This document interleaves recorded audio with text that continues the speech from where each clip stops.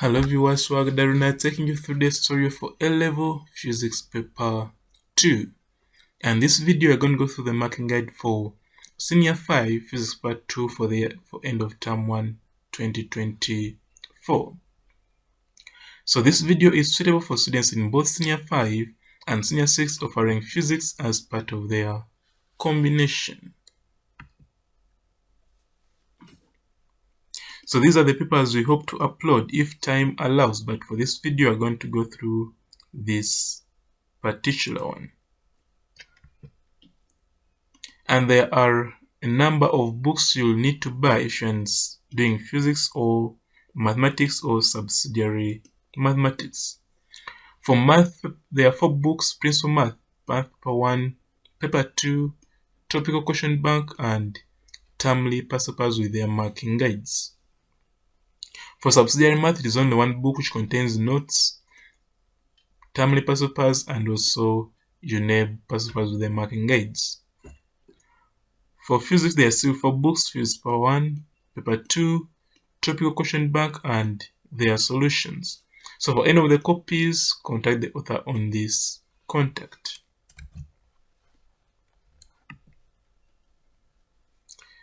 So now we shall start with question 1. Part A, Roman 1 says, state any 4 properties of images formed by plane mirrors.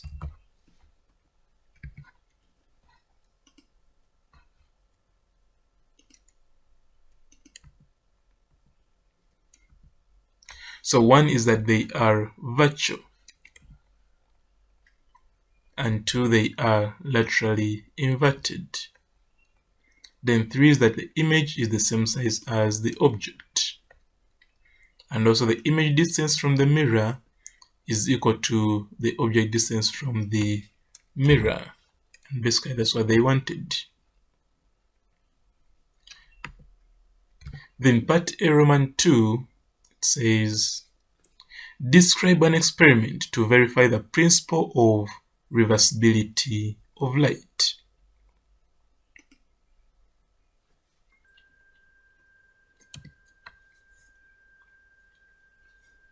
So we shall start by saying that a straight line XY is drawn on a plain sheet of paper placed on a drawing board. So we shall come and draw a straight line and label it XY. So what you write here must correspond with what you are drawing. Otherwise, when the diagram does not correspond with the body, then marks have gone. So a straight line AO is drawn to represent the incident ray. So you come and draw a straight line and call it AO. A plane mirror is placed with its severed surface on line XY. So you shall come and draw. So this is a symbol for a plane mirror. So it means that this is severed and this is the reflecting part.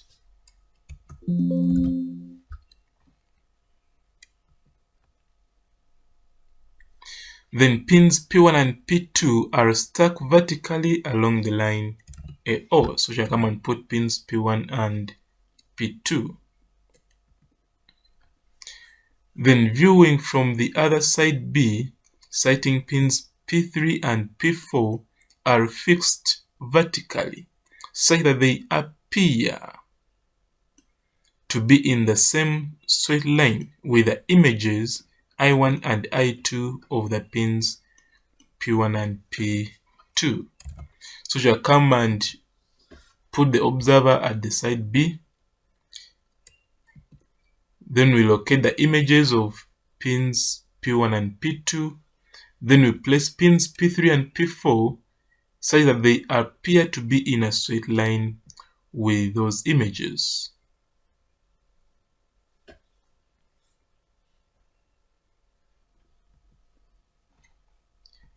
So remember, they want the principle of reversibility. So we shall come and find out if you interchange the object, the position of the observer, will you still see the images in the same path or not?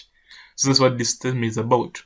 The images of the pins P3 and P4 are now observed from the other side A and are seen to be in line with the pins P1 and P2.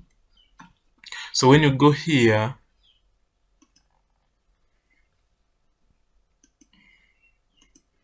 and leave these pins there, then this observer shifts to position A.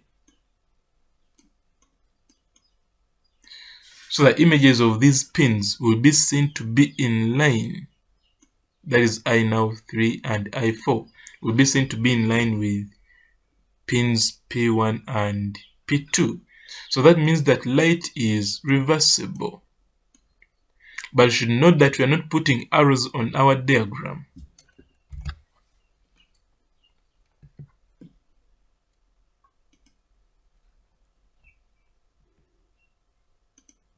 So I can now conclude that this shows that light from A to B and from B to A follows the same path, which clearly demonstrates that light is reversible.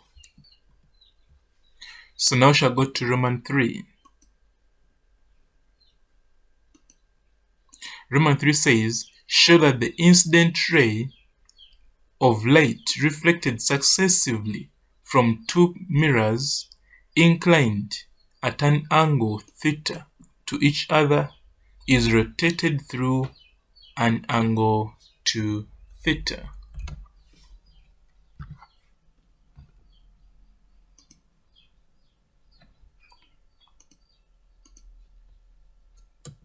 So we shall come and say that consider two plane mirrors M1 and M2 inclined at an angle theta to each other as shown.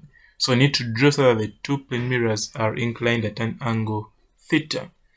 Now you should note that this angle theta is what it was given in the question. So if you y-z and put there any other angle, maybe alpha, beta, it will never be correct because the question was strict and said the angle of inclination, the angle between the two plane mirrors must be theta. So suppose the glancing angles at x and y are alpha and beta respectively. So we shall come and draw our ray in such a way that the glancing angles at point x here and at this point are alpha and beta. So if this is alpha, it implies this ray, if this plane mirror was not there, it would have continued this side, but because of the plane mirror, it was deviated to this, so the total deviation here is to alpha. So these glancing angles should be the same. Here the glancing angle is beta, so we shall put beta here and also here.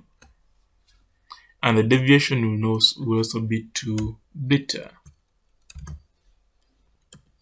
So by geometry, here there was supposed to be z. By geometry, the one exterior angle is equal to two opposite interior angles of a triangle. So alpha will be equal, beta will be equal to alpha plus theta.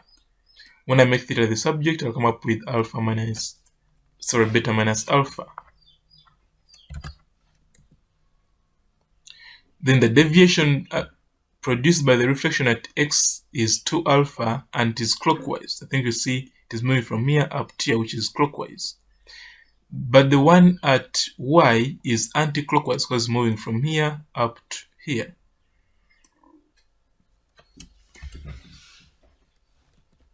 So before we go to the next slide, these are the marks for this slide. Then you can proceed with our Roman 3 says that the total deviation now will be got. You have to mind the direction. So if you choose anti-clockwise direction, it implies that anti-clockwise is positive and clockwise is negative. So we'll come up with, factorize out 2 to come up with that. But you already know that theta is equal to beta minus alpha. So your work is to come and conclude that the total deviation anti-clockwise is equal to 2 theta. Alternatively, there's a different way you could draw the rays so that they are all in one, the deviation is in one sense. By sense, I mean clockwise or anti-clockwise. So if you still get two plane mirrors, M1 and M2,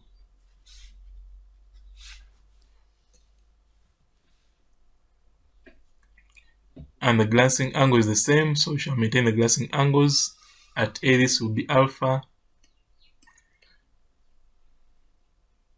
and here to be beta. So you realize something. In the first one, it was going this side, okay?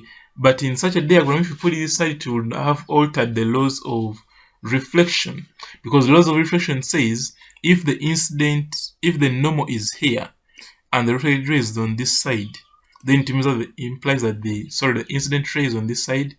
It implies that the reflected ray must be on the other side of the normal. So for this plane mirror, the normal is here. Now if you put incident ray here and reflected ray here, then it will have altered the laws of reflection of light. So when it comes like this, automatically it must go this side, not this side. I think you see the difference from the first diagram. Let's first go back to the first diagram. Here it came like this, and the normal is here like this. So it means that the reflected ray must go this side. It can't go this side.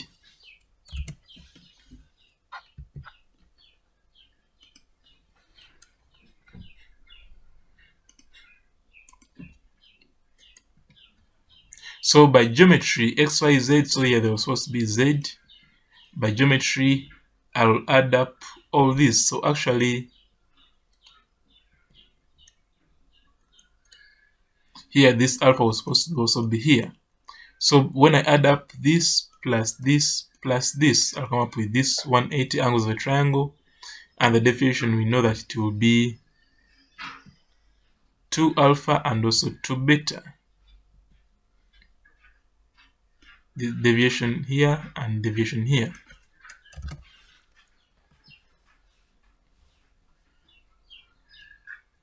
So that will be the marking for this slide. Then we can proceed and say that total deviation in clockwise direction will now be this, because they are all in clockwise direction, so you just add.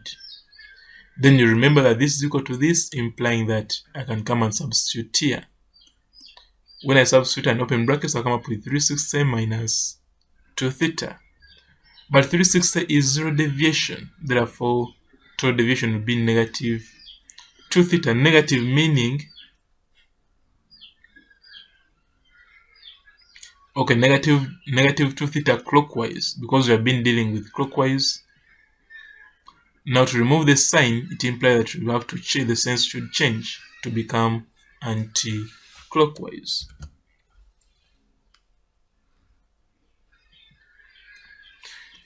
So that was part A. Now we shall go to part B. Part B, Roman 1 says state 2 applications of rotation of plane mirrors. 1, it is used in sextants to measure angle of elevation of the sun or a star or celestial bodies. 2, it is used in mirror galvanometers, or what we call optical levers, to measure small electric current by making use of a small spot of a beam of light as a pointer. So use the pointer because we use the light as a pointer because of its negligible weight.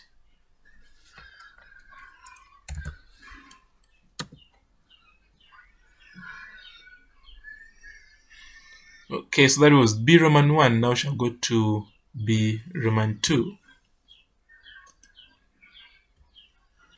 So Roman 2 says, briefly describe one of the applications in B Roman 1 above. So here we talked about the sextant and the optical lever.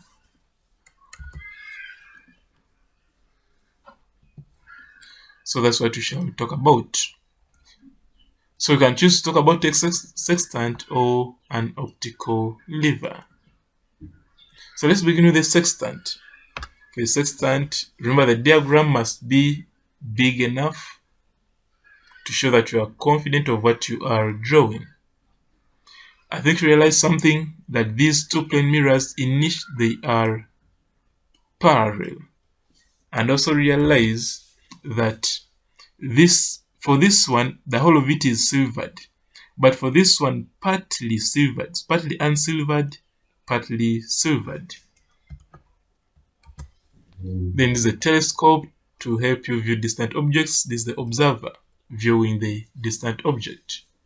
Then this will be the angular scale. So the diagram, it is as if the angular scale is very close to the celestial body, but that is not the case. Actually, the actual position of this angular scale for a practical sextant is down here. If you can try to Google, you'll find out that. But we are putting it up because in physics, it is advisable to draw diagrams in 2 dimensions. So if it was 3 dimensions, you'd have seen it in a realistic form. But because we draw diagrams in 2 dimensions, then you have to just take it as it is. After all, provided it serves the purpose of measuring the angle.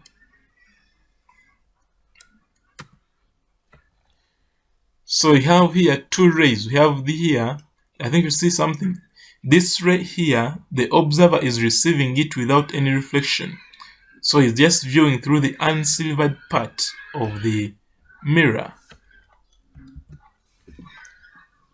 So we can come and say here down that H is the view of the horizon as seen directly through the unsilvered part of the mirror M1.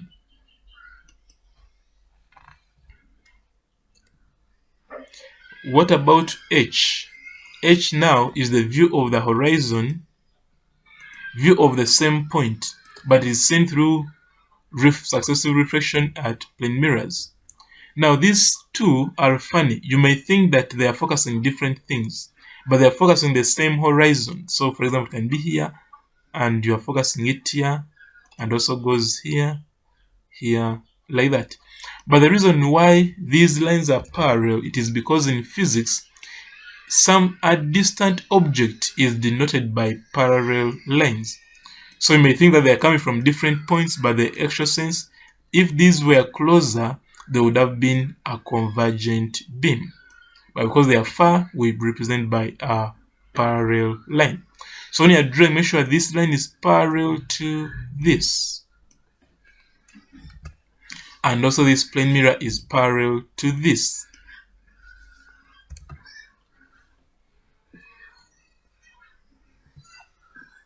So we can talk about that H now and say that H is the view of the horizon as seen by successive reflection on the mirrors in position M2 and M1 respectively. And you realize that now, they said now mirror M2 is rotated through the pivot O until the 2 images of the horizon of the 2 mirrors coincide, and in this point M2 and M1 are parallel. That's why what I was telling you, that when you are viewing this, these mirrors must be parallel, and therefore you can easily read off that value of the angle from the scale. So we shall come here and say that the position θ1 of the mirror M2 is noted on the angular scale. So the next step is now to rotate the mirror M2. So mirror M2 is further rotated such that the image of the star coincides with that of the horizon. So I'll come here. Remember, we learned the principle that when you rotate this mirror, this ray can change provided this remains constant. So this ray is going to remain constant. So when I rotate this, in the principle we learned that the incident ray is kept constant and the reflected ray keeps changing. But now we are using the reverse because we know that the principle of reversibility of light works for also reflection. So when I'm going to rotate this mirror to this position, and in that case it means that this ray will change to this position,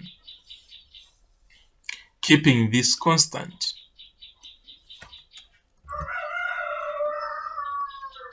So at that point I'll have to read off the value θ2.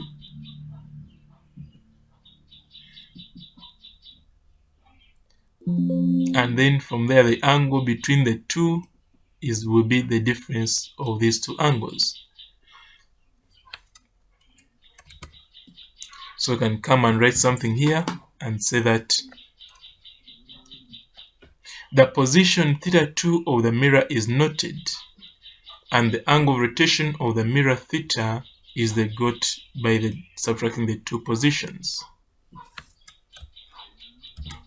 So since the rotation of the reflected ray is twice the angle of rotation of the mirror, it implies that the angle of elevation of the star is 2 theta.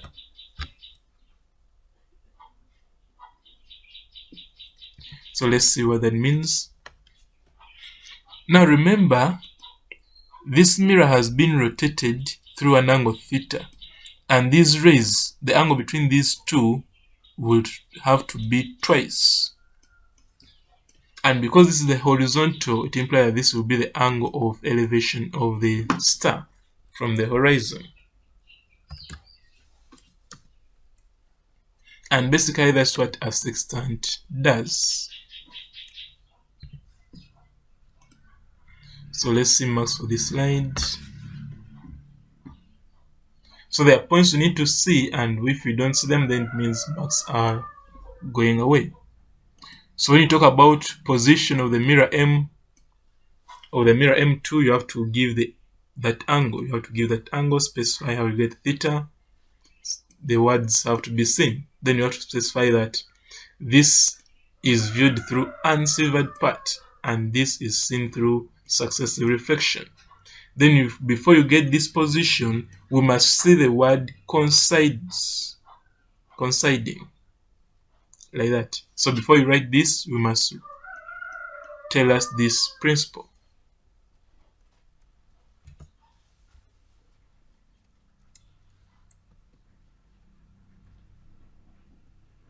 So alternatively, we can use an optical lever. So optical lever, it consists of a small mirror M1 rigidly attached to the rotating system of the galvanometer. So the lamp, which produces a beam of light, falls on the mirror.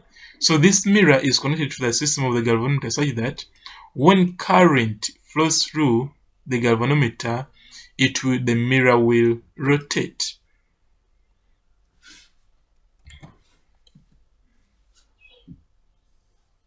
So we shall have a graduated system, a graduated scale. Let me first make it faster. Then a source of light. Then a plane mirror. So when light falls there, it goes back through the same path because it is incident normally.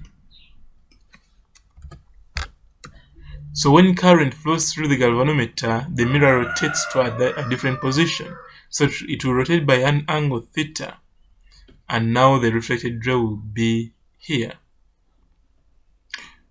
Of course, by the principle you have seen that when the angle of rotation of the mirror is half this angle between the two reflected rays. So if this is theta, this will be 2 theta. So all these principles, I expect that you learned them at school because usually it is the first topic in first term.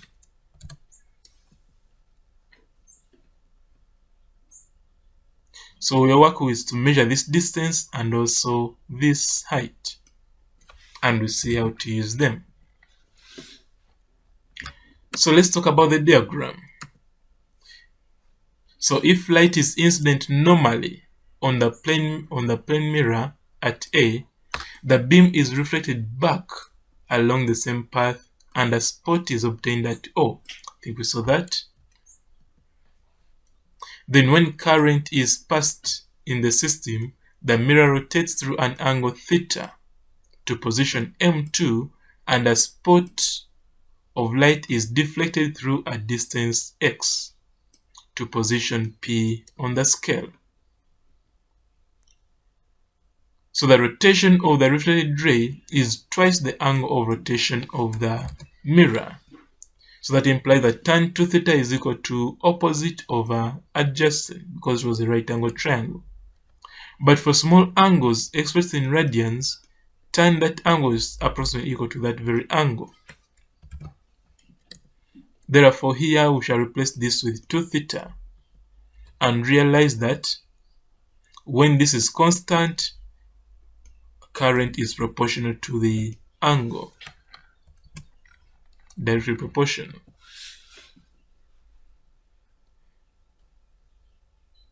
So in that case, that's how an optical lever galvanometer works. Then part C,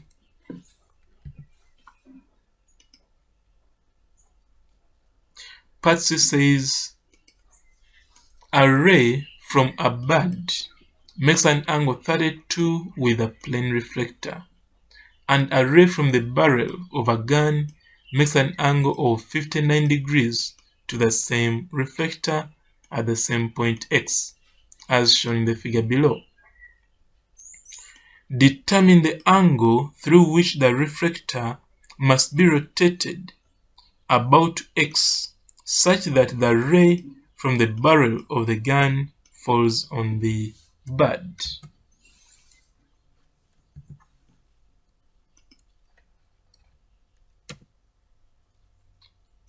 So you have to complete the ray diagram and put there the reflected ray. That is the ray from the bird and the ray from the gun. But we are interested in the ray from the gun. So for this ray, it will be reflected in this direction. Why? Because the normal is here. And we said if one ray is this side, then the reflected ray must be on the other side. Now the question wants you to rotate this mirror such that this ray deviates to this position. Now your work is to find out the angle between the two reflected rays. And then you remember that the angle of rotation of the mirror is half that angle between the two reflected rays. So what is this angle? That's what you should find out.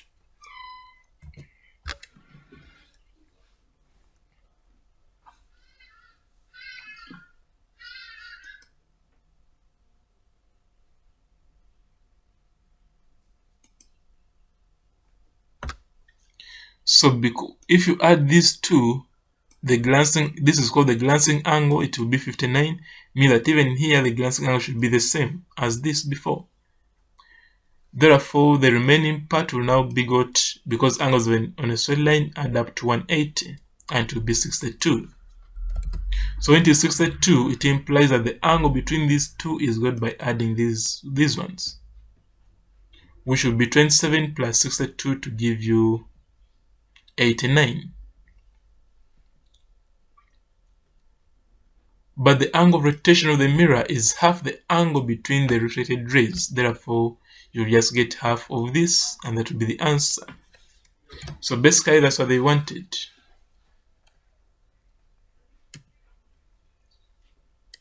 So alternatively, you can say that the glancing angle of the ray from the bird is that, and after rotation, the new angle of reflection from the observer is that. Therefore, the new glancing angle is that, because they are complementary. So that is another option, but the first one is a little easier. So you can go with that. Then question 2, part A says state the laws of electrostatics. State the law of electrostatics, because there's only one law.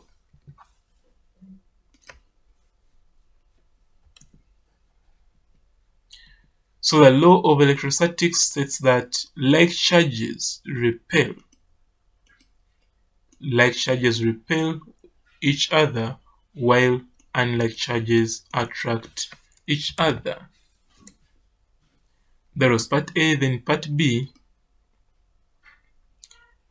explain why a pen rubbed in dry hair is able to attract small pieces of paper.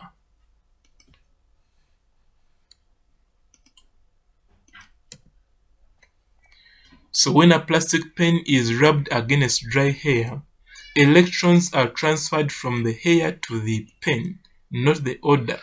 Electrons move from the hair to the pen. The process leaves the pen with a net charge. Therefore, the charged pen induces a dipole. A dipole means separation of positive and negative charges in the small paper piece. Remember, in uncharged, it has both positive and negative, but when you introduce weight, because this pen is charged, it implies these ones will separate. So the side of the paper facing the pen becomes oppositely charged, leading to an attraction because of this law of electrostatics, an attraction between the pen and the small pieces of paper. Now here I pointed something but I didn't complete it. We said electrons are transferred from hair to the pen.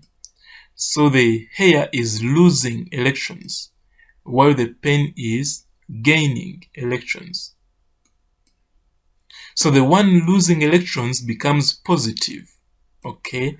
The one gaining becomes negative. So the pen is now negatively charged because it has gained electrons. When now this pen is brought near the paper's negative charge is brought near the pieces of paper, there will be a dipole. A dipole means there will now be positive charge closer to this pen and negative charge far away. Now, because of these two unlike charges close together, there will be an attraction. So that is why the pen will attract a piece of paper. Basically, that is what they wanted you to talk about.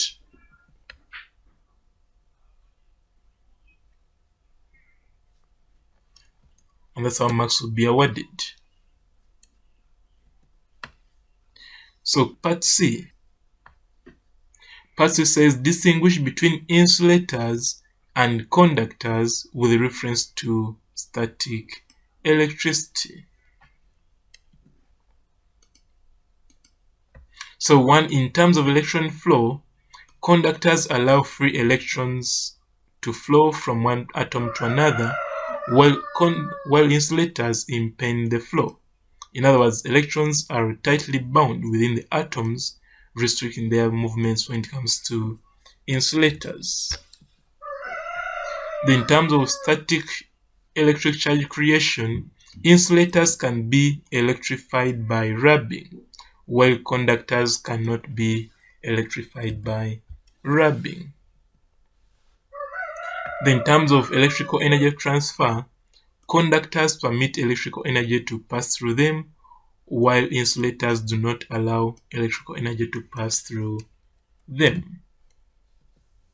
In terms of safety implication, touching a conductor connected to a live circuit can result to electrocution due to free flow of electrons, while insulators protect us from electric shock by resisting the flow of electrons. So basically, those could be the differences between insulators and conductors.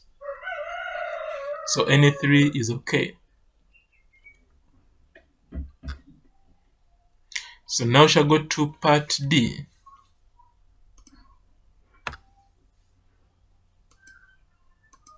Part D says the figure below shows two conducting spheres A and B in contact with each other and each supported on insulating handle as shown. Explain how sphere A is charged positively and sphere B is charged negatively.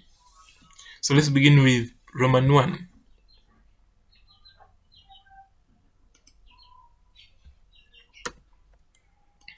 So we're going to first redraw the diagrams to illustrate the procedure. So you have to start with the conducting spheres still in contact, a negatively charged rod is brought near sphere A. So let's bring a negatively charged rod. Okay. The negative charge on the rod repels free electrons to the extreme side of the sphere B and attracts positive charge on the near side of sphere A. So that is a dipole. So let's see how that happens. So that is a positive charge because ion-like charges attract, but the negative charge will now go on the remote side of the charged rod. Now with the rod still in place, note this, with the rod still in place, the spheres are now separated, after which the charged rod is now removed. So you first separate, then you remove the charged rod. Don't alter the procedure. And as a result, the charge on each of the spheres distributes uniformly on the spheres, making sphere A positively charged and sphere B negatively charged. So basically that is what they wanted in this part. So now shall go to Roman 2. Roman 2 says, explain how both can be charged with the same charge. So both can be charged positively or both can be charged negatively. Whatever you choose is okay. So we shall first redraw them.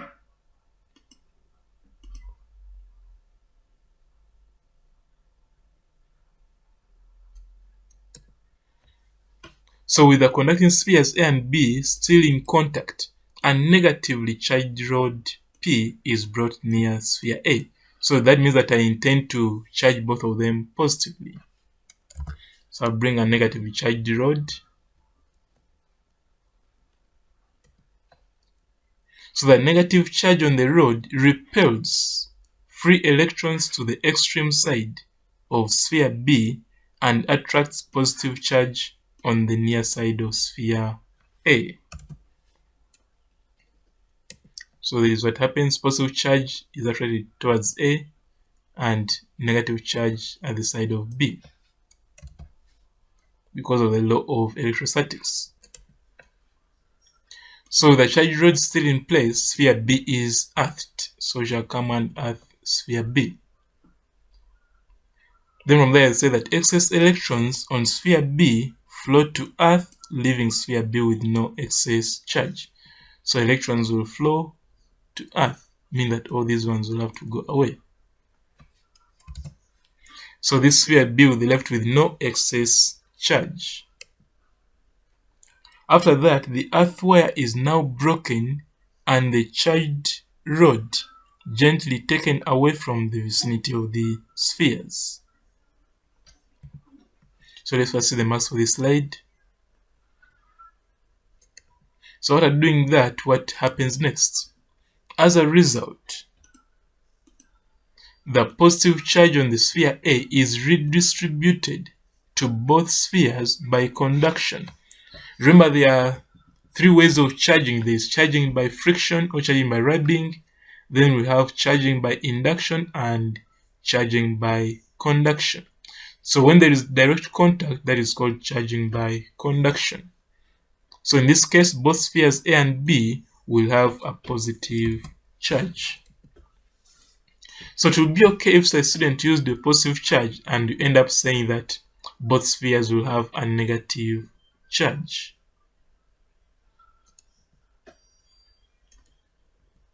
That was part D. Now we shall go to part E. Part E says, explain how a gold leaf electroscope can be charged negatively by induction.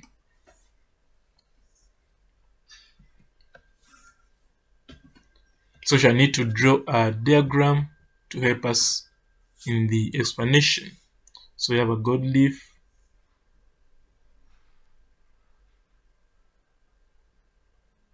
There is the insulator. There is the earthing. So we shall bring a positively charged rod near the cap of the gold leaf electroscope. That means that negative charge will be induced at the near side of the charged rod, and positive charge will go this side downwards. So that means that the leaf will diverge.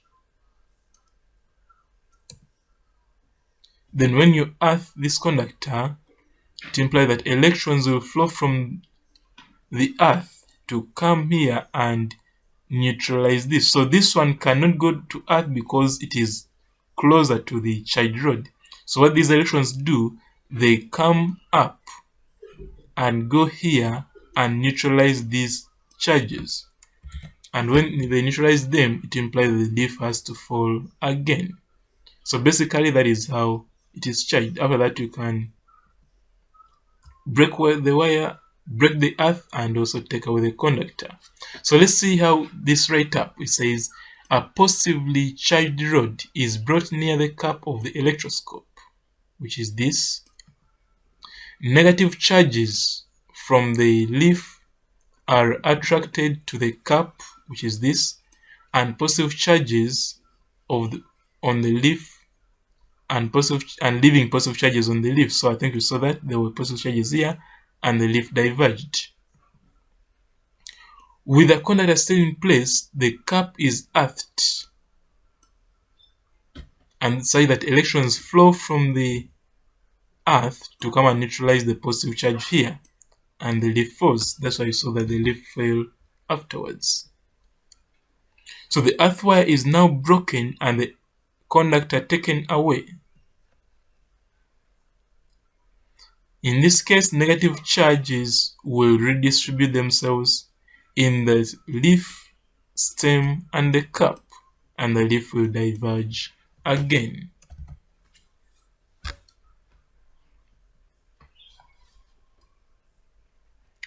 So the electroscope is now negatively charged,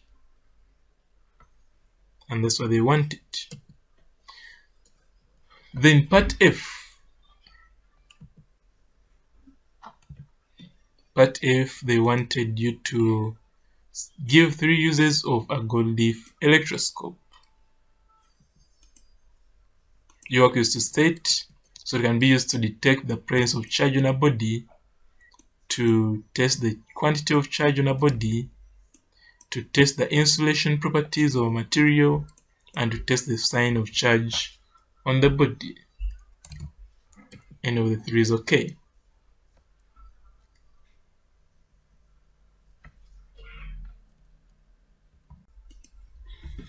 So now we shall go to question 3. Part A says, state Coulomb's law of electrostatics.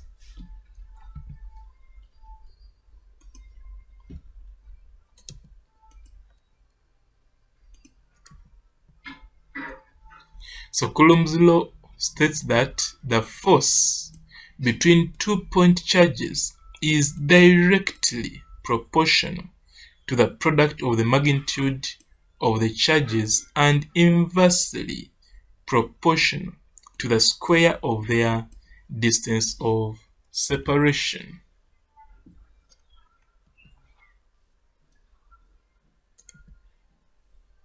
That was part A. Now we shall go to part B. Part B says, 4 charges, these ones, are situated in a vacuum. So this statement is very important. At the vertices of the square of side 8. Determine the force on the -3 microcoulomb charge.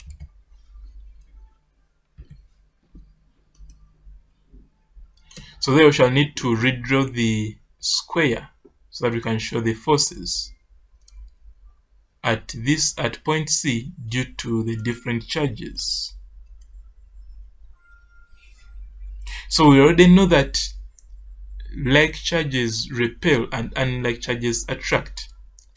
So if we start with this A, it is positive, this is negative, meaning that there will be an attraction. That's why the arrow is that side. So this will be the force at C due to charge at A. That's why you see a FCA. Then when we come to B, this and this, they are both negative, so there will be repulsion, meaning this will go this side because of repulsion. So this will now be the force at C due to charge at B. Then also here, this with this, they are like charges, so they will repel, meaning it will go this side. And this will be the force at C due to charge at D. So with that, we can now start our calculations. So first of all, you need to get this distance from here to here. By Pythagoras theory, it will be 11.3137. Then you can quote the formula for force coming from Coulomb's law. Then you can now start getting force at A due to charge at force at C due to charge at A. These are the 2-point charges, Q1 and Q2, and the separation R is this.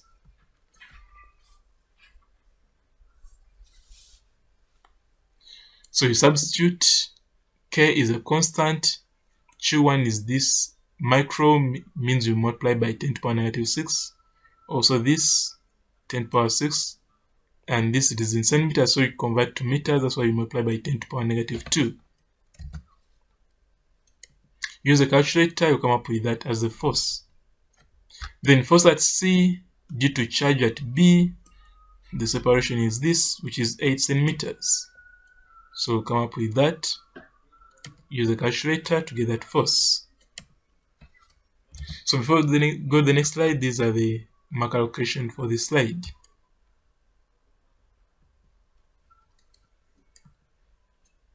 Then you can go to force at C due to charge at D, which gives you this. Then resolving horizontally, now you come to your diagram. Horizontally, this is going this side to the right, and this one has a component to the left, so you have to resolve to become cos 45.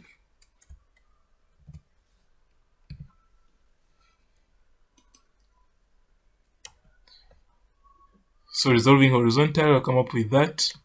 Then same applies to resolving vertically. I believe now you know how to resolve. But you need to get the direction. So negative horizontal, you go this side to the left. Positive vertical, you move upwards. Then from start to end is your resultant. Therefore, can use Pythagoras theory to get the magnitude, and also use SOHCAHTOA to get the angle. And that's what they wanted.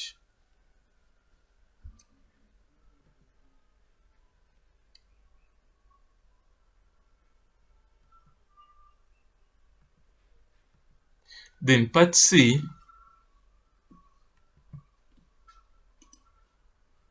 they said, with the aid of a label diagram, describe how a Van de Graaff generator works. So I need to draw a label diagram that is a metal dome, or what we call a hollow sphere. Those are insulating stands. Then we have electrode, metal electrodes. The word metal should be there. Metal electrodes.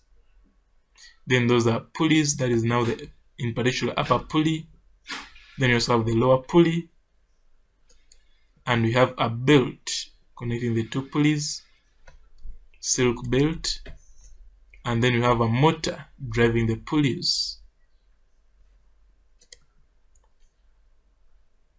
That will be the direction of rotation of the pulleys and the rope and the belt.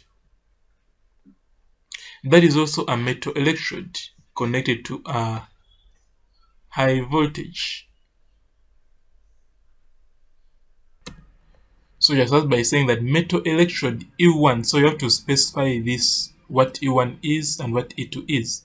So metal electrode E1 is made highly positive relative to Earth. So the polarity here matters. Okay, now because it's highly positive, it implies that there will be a high charge density around it, which will break the insulation of air. When it breaks, it means we have now positive and negative charges. And now because this is positive, it implies that, and there is the earth here, it implies that the negative charges, which are called the electrons, will be attracted to earth. Okay, while positive charges will be repelled to the belt, which is driven by a motor. So when you do that, it means that here there will now be a positive charge moving upwards to reach this electrode E2. Now what happens when they reach electrode E2? Let's see what happens.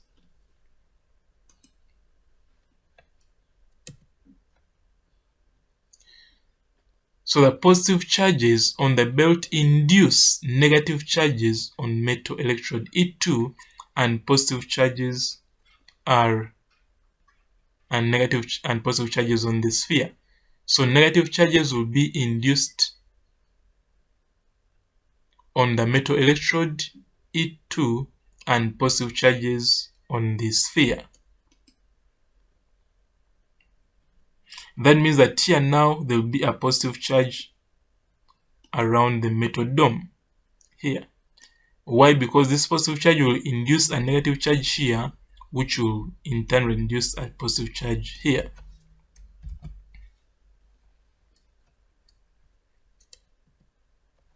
This was the marks for this slide. And now can now go to this.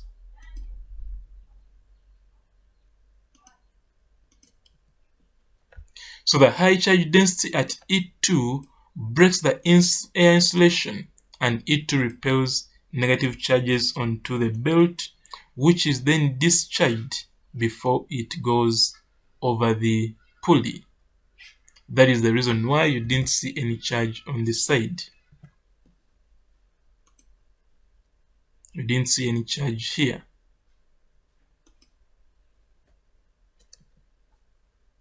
So the process continues until the sphere builds up a high voltage. So each time this belt rotates, each time this belt moves upwards, it takes up a positive charge, positive charge, positive charge, positive charge. So it keeps on building until it is very, very high.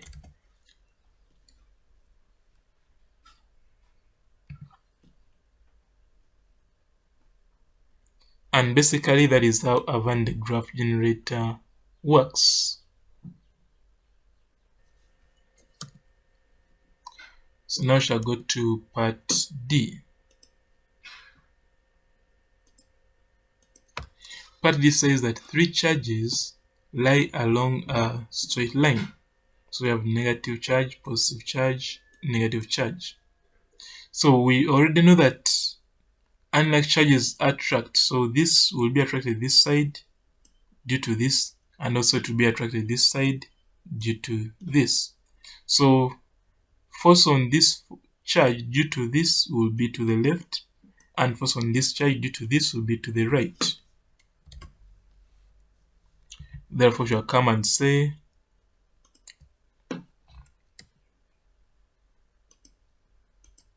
that is from Coulomb's law, then force at this due to this charge will be given by that. You substitute the charges, the separation, the constant, and to be to the left.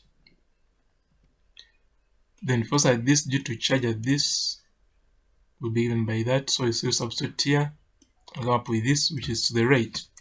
Now one is to the right, another one is to the left, meaning that you have to subtract to get the resultant. And that's what they wanted.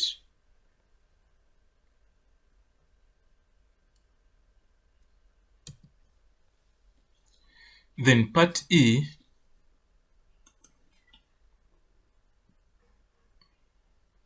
says stage 2 applications of electrostatics.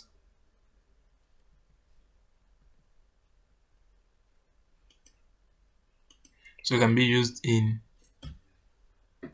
electrostatic spraying of paint. So here is static. Then electrostatic copying machines like photocopiers, electrostatic precipitation of fly ash, electrostatic generators. So Na2 is okay. So that brings us to the end of this video. Thank you for watching, and be reminded the next video will be on magnet for senior 5 physics 1 still listening school. So if you're not yet subscribed, please click on the subscribe button below this video so you can receive updates when the next video has been uploaded. And also, if you know of any student who's not yet on this platform, please share the link of this video with them via social media.